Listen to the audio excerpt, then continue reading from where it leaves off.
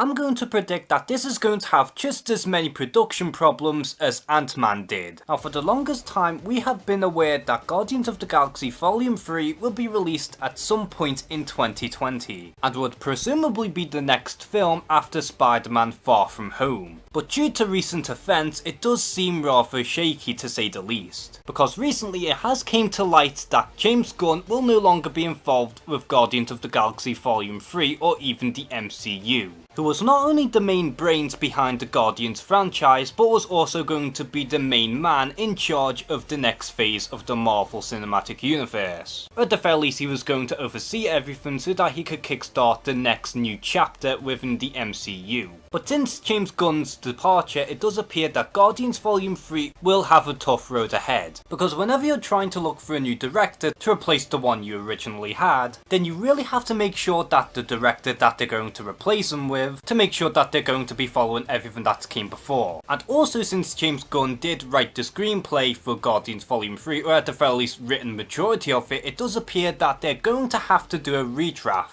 And so automatically everything is going to be messy in terms of Volume 3, so where can you go from there?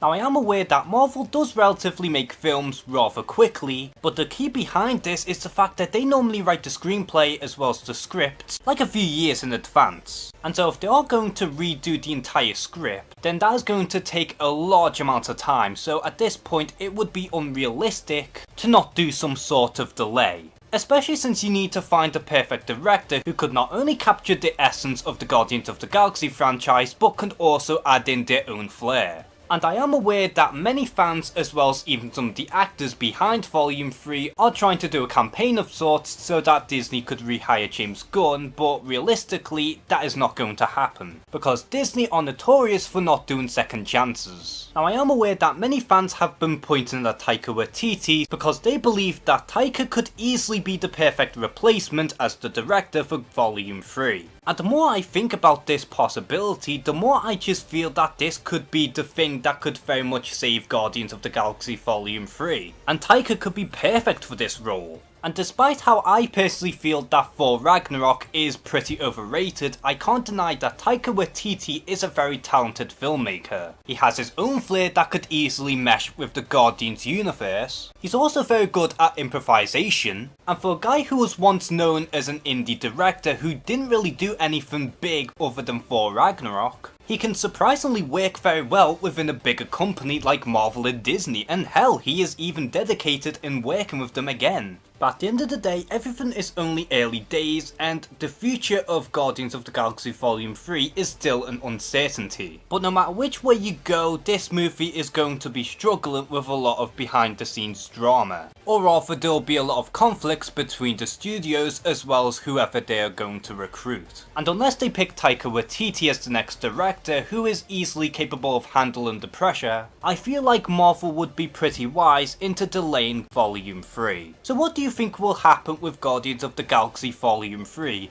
Do you believe that it might have some sort of delay, or do you actually want to see Taika Waititi replace James Gunn as the new director? Comment below and share some thoughts, and as always, thank you guys for watching this video. Please like and subscribe, take care and have a good one.